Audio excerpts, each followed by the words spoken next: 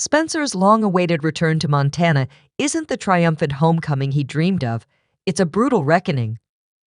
Episode 7 is about to send shockwaves through the Dutton dynasty, pushing them to their breaking point as the battle for Yellowstone ignites like never before.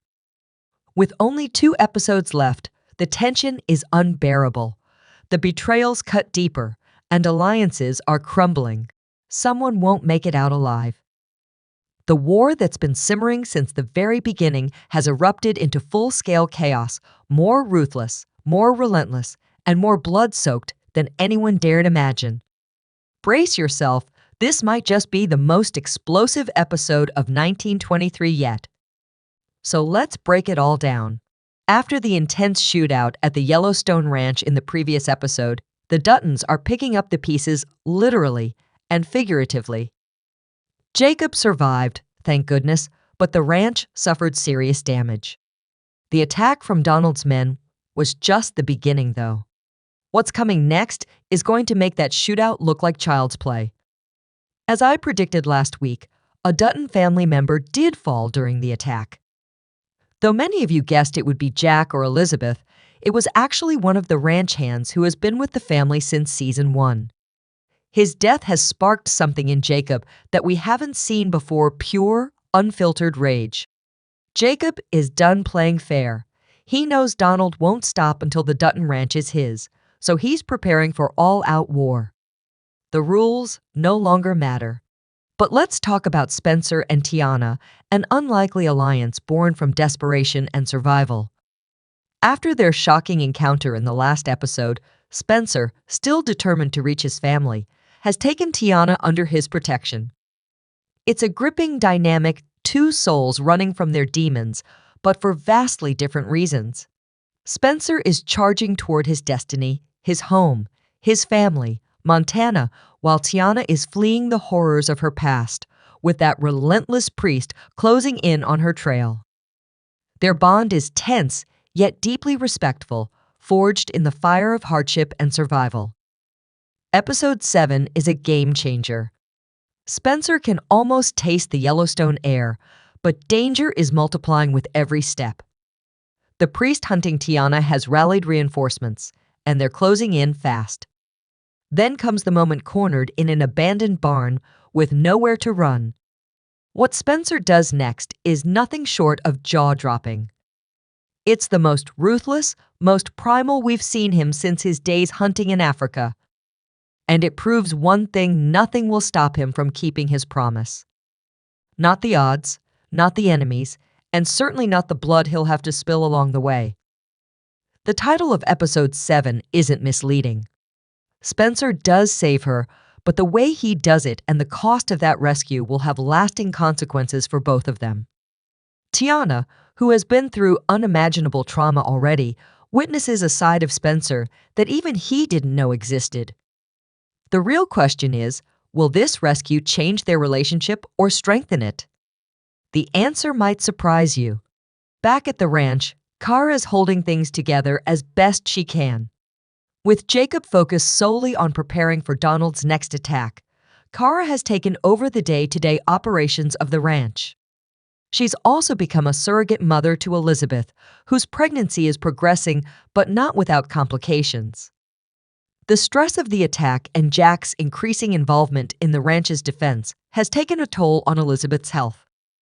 The doctor has ordered her to rest completely, which is nearly impossible given the circumstances. There's a heartbreaking scene where Elizabeth confesses to Kara that she's afraid not just for herself or the baby, but for the entire Dutton legacy. What kind of world are we bringing this child into? She asks Kara. The answer, as we're about to find out, is a world at war. Donald Whitfield takes on a chilling new dimension in Episode 7. Through a series of flashbacks triggered by a tense confrontation with Banner, we uncover the painful truth behind his obsession with the Yellowstone. It's not just about power or wealth, it's personal. As a child, Donald watched his father, a hired ranch hand, suffer humiliation at the hands of a powerful landowner, much like Jacob Dutton. That moment shaped him, planting the seeds of vengeance that now fuel his ruthless ambition. The flashbacks are brief but haunting, transforming Donald from a mere villain into something far more dangerous, a man on a mission to dismantle an entire way of life. Meanwhile, Banner is unraveling. The mere mention of Spencer's return to Montana has him rattled. He knows that when Spencer arrives, the battlefield will shift in ways he can't control. His wife senses his unease and confronts him in a gripping exchange. "You're afraid of him, aren't you?" she asks, referring to Donald. Banner doesn't answer, but his silence is deafening.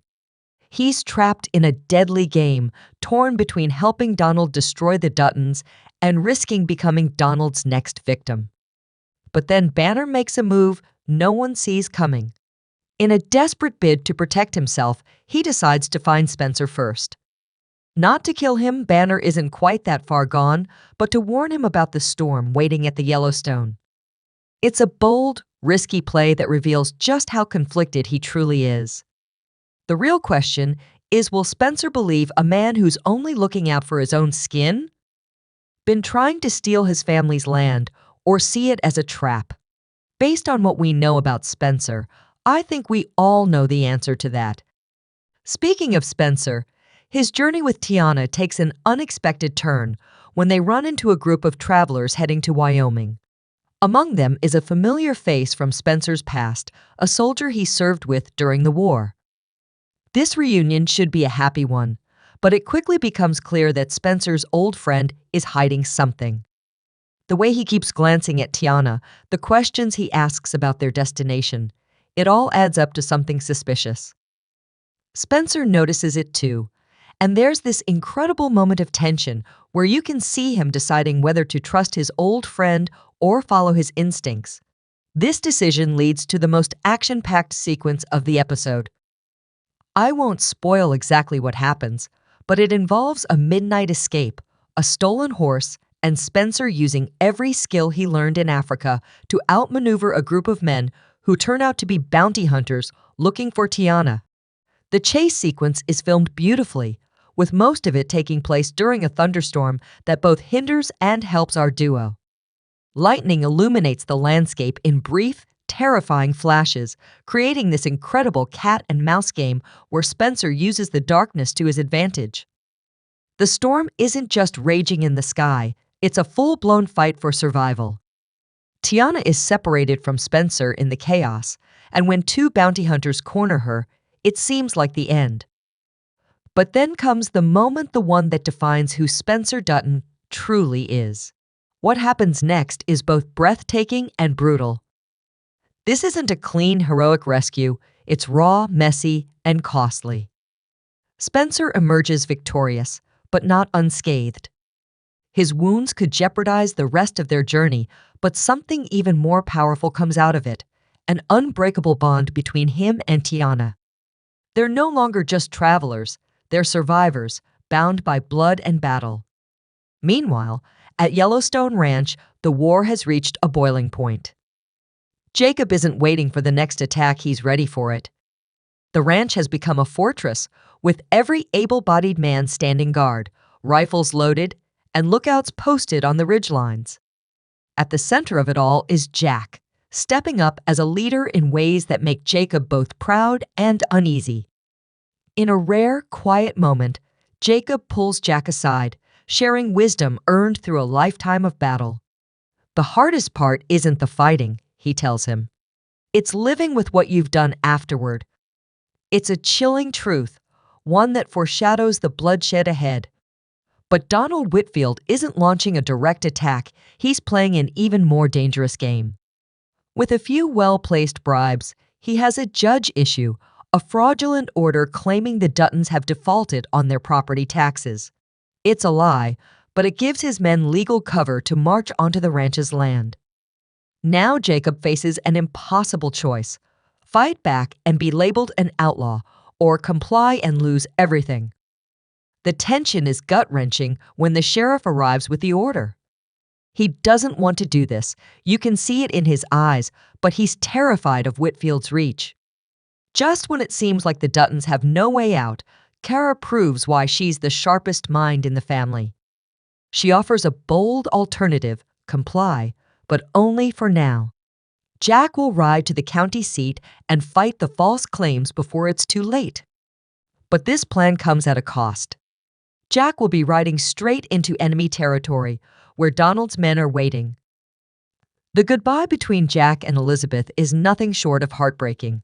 When she takes his hand and presses it against her belly, whispering, "That's your son reminding you to come back to us," it hits like a punch to the gut. And if you weren't tearing up in that moment, you're stronger than I am. What Elizabeth doesn't know is that Jacob and Kara have made contingency plans in case things go badly. They've prepared a hidden cabin deep in the mountains where they can take Elizabeth if they're forced to abandon the ranch. Jacob shows this place to Kara in a scene that reveals just how long he's been preparing for this possibility. "My brother always told me to have a place where no one could find us," he tells Kara, referring, of course, to James Dutton from 1883. The cabin is stocked with supplies, hidden from view, and defensible, a last resort that Jacob hopes they won't need. The fact that he's showing it to Kara now tells us just how serious the situation has become. Meanwhile, the tension between Banner and Donald reaches its breaking point. After learning about Spencer's imminent return and seeing the increasingly brutal tactics Donald is willing to use, Banner finally stands up to his boss. It doesn't go well. Donald reminds Banner of all the illegal activities he's participated in, essentially threatening to take him down as well if he tries to back out now. Their confrontation takes place in Donald's study, with Donald remaining eerily calm while Banner becomes increasingly agitated. The power dynamic is crystal clear. Donald holds all the cards, and Banner has painted himself into a corner. Into a corner with no easy way out. What Banner doesn't know is that Donald has already planned for his potential betrayal. In a chilling scene, we see Donald meeting with a new character, a professional gunman who has been hired specifically to deal with Spencer when he arrives and anyone else who gets in the way, including Banner if necessary. This new threat is unlike the others we've seen so far. He is calm, calculating, and clearly experienced in killing. The way he discusses the job with Donald, as if they are talking about the weather rather than multiple murders, is deeply unsettling. Donald gives him a list of names, and the camera focuses just long enough for us to see that Spencer's name is at the top, followed by Jacob, Jack, and, surprisingly, Banner himself. The episode really hits its stride when we return to Spencer and Tiana's journey. After escaping the bounty hunters, they are forced to abandon their original route and head into more dangerous territory. Spencer's wound from the rescue is slowing them down, and Tiana is doing her best to treat it with the limited supplies they have. There is a beautiful moment where Tiana uses a traditional healing method she learned from her grandmother, singing softly as she applies a poultice to Spencer's injury. It is one of the rare, quiet moments in the episode, allowing us to see another side of their relationship developing. Their detour takes them through a stretch of land known to be dangerous for travelers. Spencer explains that they don't have a choice. The main roads will be watched now that the bounty hunters know they're headed for Montana. What he doesn't tell Tiana is that his wound is worse than he is letting on. There is a scene where Spencer checks it privately, and we can see that infection is setting in.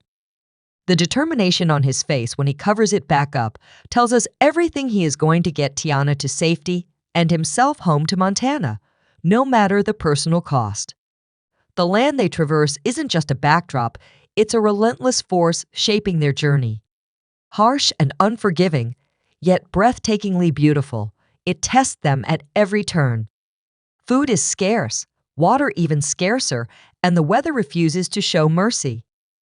Yet, amid the struggle, there are moments of raw, untamed beauty, a sunset igniting the sky in fiery hues, a herd of wild horses thundering through the valley, stars so vivid they seem within reach. These fleeting glimpses of wonder remind us why the Duttons fight not just for land, but for a legacy, a connection to something far greater than themselves. Their journey takes an unexpected turn when they cross paths with a Native American hunting party. Tiana recognizes them as kin to her people, but Spencer remains guarded trust. For him, has always come at a cost. The group's leader, an elder named Running Wolf, senses their unease and extends and offers shelter, warmth, and food at his camp. It's a risk, but with Spencer's wound worsening and their supplies dwindling, they have little choice but to accept. What unfolds that night by the fire is one of the episode's most powerful moments. Running Wolf speaks of the land not as mere territory, but as a living, breathing witness to centuries of struggle, alliances, and bloodshed long before white settlers arrived. His stories are woven with history, pain, and reverence. Tiana understands in a way Spencer cannot, but he listens silent yet deeply aware. By dawn, they leave with more than provisions, fresh food, medicine for Spencer's wound, and, most importantly, guidance. Running Wolf warns of men ahead, watchers on the trail, armed and asking too many questions. Spencer acknowledges the warning, though his expression betrays no surprise. He has always known danger waits for him. But their progress slows. Spencer's pain is no longer something he can push through. When Tiana finally demands to see the wound, her reaction says it all. It's worse than either of them admitted. And if they don't act fast, it could cost him everything. "You should have told me," she says, angry but also concerned. Spencer's response is typically stoic. "Wouldn't have changed our direction." It is a reminder of how single-minded Spencer's focus on getting home has become. Montana isn't just a destination for him anymore. It is an obsession, a promise he is determined to keep no matter what. Back at the Yellowstone, the situation has deteriorated further. Jack's mission to the county seat has gone sideways in the worst possible way. He managed to prove that the tax claims were falsified, but on his way back to the ranch, he was ambushed by Donald's men. The fight scene is brutal and realistic, with Jack managing to escape, but not without serious injuries. When he finally makes it back to the ranch, he is barely conscious, slumped over his horse. The image of Kara and Elizabeth running out to meet him, their faces shifting from relief to horror when they see his condition, is one of the most powerful of the episode. As Jack recovers, he provides Jacob with critical information. Donald's next move will be an all-out assault on the ranch, not just by his own men, but by hired guns as well. With the backing of corrupt local officials, the attack could come at any time, and they need to be ready. Jacob calls everyone at the ranch together for a meeting, where he lays out the situation in stark terms. Anyone who wants to leave should do so now, with no shame or judgment. What unfolds next is a powerful testament to the unbreakable spirit of the Dutton legacy. Not a single soul retreats. Instead, the ranch becomes a fortress, its defenders gearing up for a siege that could stretch on for days or even weeks. As the ranch hands brace for the worst, Donald is busy rallying his mercenaries. He's enlisted ruthless, cold-blooded gunfighters, men with no ties to the land, no loyalty, just a paycheck. The stark contrast between these hired guns and the Duttons' loyal crew couldn't be more apparent. One side fights for money, the other for home, family, and everything they hold dear. Though the odds seem to favor Donald with his numbers and resources, the stakes have never been higher, and the battle ahead promises to be a brutal, hard-fought clash. The tension is only amplified by Elizabeth's pregnancy, adding an emotional urgency to the already dire situation.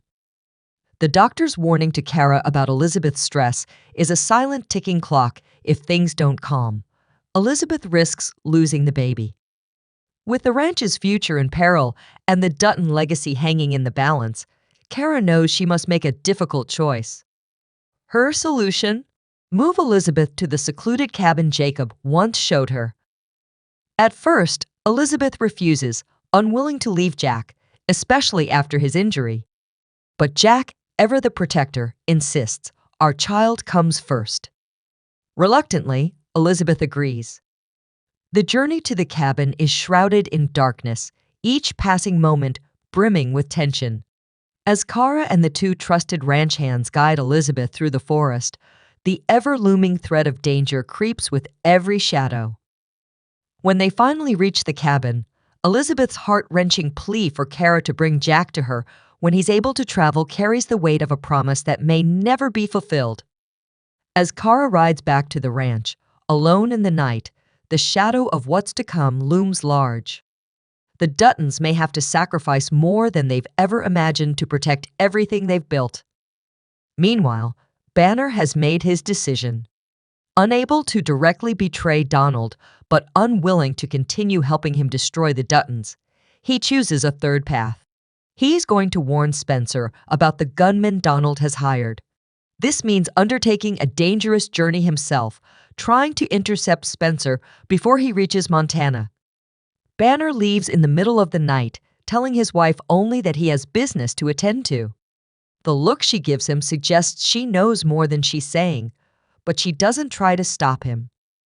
As Banner rides out, we see Donald's hired gunman watching from the shadows, confirming our suspicion that Donald is having Banner followed. The final section of the episode delivers a heart-pounding climax as all the storylines collide.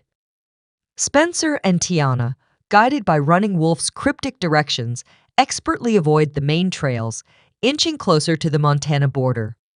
Spencer's condition has improved, thanks to the medicine provided by Running Wolf, but he's far from fully recovered. Under the cover of night, their progress is slow, but every step brings them closer to safety. During one of their brief stops, Tiana opens up to Spencer in a way she never has before, sharing the pain of her past, the abuse she endured, and the harrowing escape from it all. It's the deepest bond they've formed yet, a raw moment of trust between them. Spencer listens intently, and when she finishes, he looks at her with quiet resolve and simply says, "They'll have to kill me before they take you back there." It's not a tearful vow, but the weight of his words lands like a promise, resonating deeply with Tiana. Banner's journey is a desperate race against time. With every beat of his horse's hooves, he knows the stakes. Finding Spencer before Donald's gunman does is a matter of life and death. When Banner arrives at a remote trading post, hoping for a lead on Spencer and Tiana's whereabouts, the trader is evasive until a hefty bribe changes everything. The trader reveals that 2 days ago, a man and a young native woman passed through, heading north. But just as Banner turns to leave, the trader drops a chilling detail. Another man had asked the same questions mere hours ago, and the description matches Donald's gunman perfectly. Banner's face hardens. The race is no longer just urgent, it's a fight for survival. Donald's gunman is relentless, his pursuit precise and cold. He stalks Banner from a distance, never rushing, fully confident that he'll catch his prey. At the same trading post, he quietly interrogates the trader, his presence enough to send a shiver down the man's spine. When the trader demands more money for information, the gunman's icy gaze silences him. With a few choice words, the trader spills everything exactly what he told Banner. As the gunman leaves, the camera lingers on the trembling hands of the trader, a subtle yet powerful reminder of the danger that Donald has unleashed. Back at the Yellowstone, the tension is unbearable. Lookouts report a large group approaching from the direction of town, too many to be friendly. Jacob doesn't hesitate. Defensive positions, now. The ranch house becomes an impenetrable fortress, with barricades, armed men, and a palpable sense of danger in the air. Amid the chaos, Kara helps Jack to his post, despite his injuries, their shared glance a quiet testament to the battles they've faced together. "We've been here before," she whispers, a knowing look in her eyes. "And we're still standing." The Duttons' resilience shines through once more no matter what storms come their way. They endure. The three storylines converge in an abandoned town near the Montana border. Spencer and Tiana arrive first, planning to rest briefly before making the final push across the border. The town is eerily empty, with buildings half collapsed and tumbleweeds blowing through the empty street. They choose the most intact building, an old hotel, to take shelter in, unaware that they're being watched. Banner arrives next, having pushed his horse to exhaustion. He approaches the town cautiously, scanning for any sign of Spencer or the gunman. When he spots horses behind the hotel, he dismounts and proceeds on foot, his hand on his gun. The gunman arrives last, but he's the most prepared. He circles the town before entering, identifying all possible exits and points of ambush. He's done this before many times, and his experience shows in every calculated move. The scene cuts between these three perspectives as they move through the town, creating unbearable tension as we wait for the inevitable confrontation. Spencer, weakened by his wound, doesn't realize they're in danger until Tiana spots movement outside. By then, it might be too late. What happens next is a masterclass in tension and urgency. Banner storms into the hotel room, gun drawn, finding Spencer and Tiana in a split second. Despite his weakened condition, Spencer's instincts are razor sharp. He tackles Banner to the ground, a blur of raw survival. Tiana, fierce and quick, grabs a lamp, preparing to strike. The room is charged with danger, but then Banner gasps out one word, Dutton. It's enough to make Spencer pause, just for a heartbeat. Banner, breathless and frantic, explains who he is and why he's come to warn Spencer about the deadly gunman on their trail. Spencer remains doubtful, but there's something in Banner's eyes, a raw, desperate sincerity that makes him listen. Just as Banner starts unraveling Donald's dark plans for the ranch, the sound of a gunshot splits the air, the window shattering in an explosion of glass. The gunman has found them. The hunt is on. What follows is an intense cat-and-mouse game through the abandoned hotel. Spencer, Banner, and Tiana are outmatched. Share your thoughts in comments section and subscribe my channel for more 1923 Season 2 updates.